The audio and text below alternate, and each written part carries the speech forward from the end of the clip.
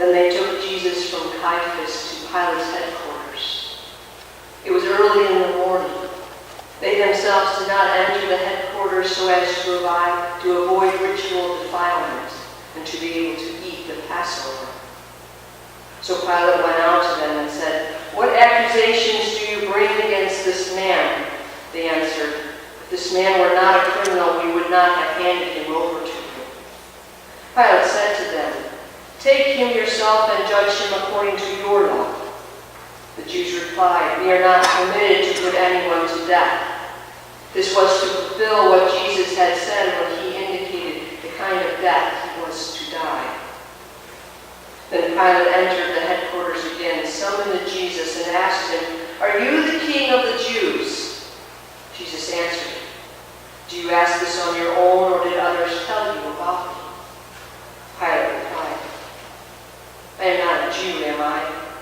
Your own nation and chief priests have handed you over to me. What have you done?" Jesus answered, "My kingdom is not from this world. If my kingdom were from this world, my followers would be fighting to keep me from being handed over to the Jews. But as it is, my kingdom is not from here." Pilate asked him, "So you are a king?"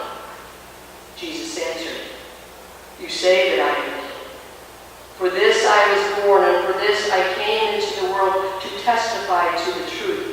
Everyone who belongs to the truth listens to my voice."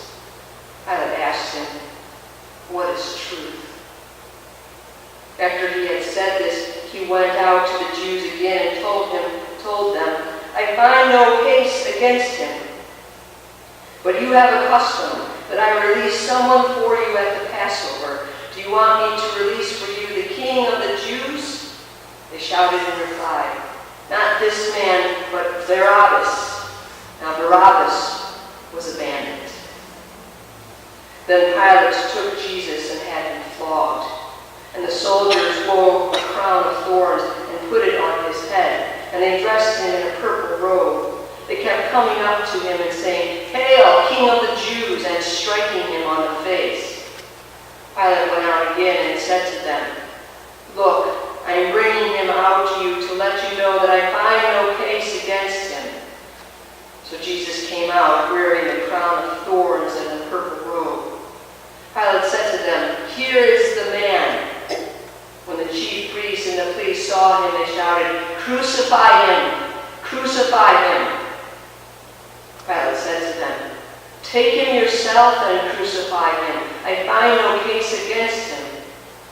The Jews answered him, "We have a law, and according to that law he ought to die because he has claimed to be the Son of God." Now when Pilate heard this, he was more afraid than ever. He entered his headquarters again and asked Jesus, "Where are you from?" But Jesus gave him no answer. Pilate therefore said to him, "Do you refuse to speak to me? Do you not know that I have power to release you and power to crucify you?"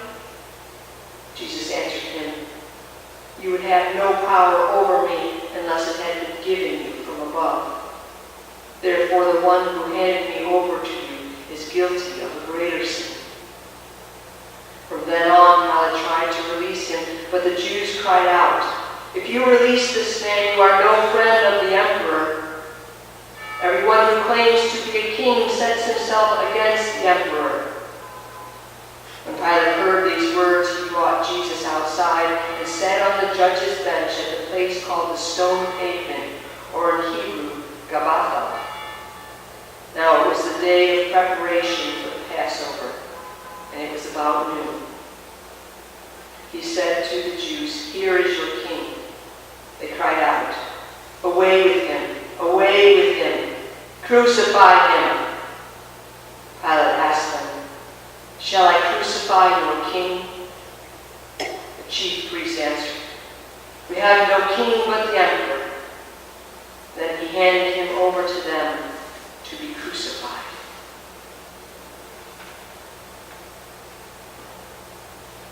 King. The word strikes fear into the hearts of those who hear it in connection with Jesus. When the wise men came to King Herod and asked where they could find the one born King of the Jews, he was frightened, and all of Jerusalem with him. Herod was so terrified that he had all children under the age of 2 in and around Bethlehem murdered in order to do away with this king. Pilate turns to Jesus and asks if he is the King of the Jews. He seriously needs to know, does this Jesus have some legitimate claim to a throne, and is he, Pilate, being caught up in some scheme to do away with him from an illegitimate competitor? For Pilate to be complicit in such a conspiracy would certainly be dangerous for him. They are afraid because they envision he would be a king like they would be. A king who would use their power to elevate themselves and step on others on their way up. And a powerless king in the hands captive of a soldier of the soldiers is treated mercilessly, flogged and spat upon, a crown of thorns thrust upon his head. They played their own little sadistic game with him, power, who's got the power? The saying is true, that absolute power corrupts absolutely. But it is also true that the greatest power is love. And Jesus is the King of love. And that scares them the most. Would they even listen if he told them that he was this kind of king? Do we listen? Do we trust in this power? Or do we turn to the coercive power when we are frightened? Michael Card asks this in his song entitled Why? He sings, and why did there have to be a thorny crown pressed upon his head? It should have been a royal one made of jewels and gold instead. It had to be a crown of thorns because in this life that we live, all who would seek to love, a thorn is all that this world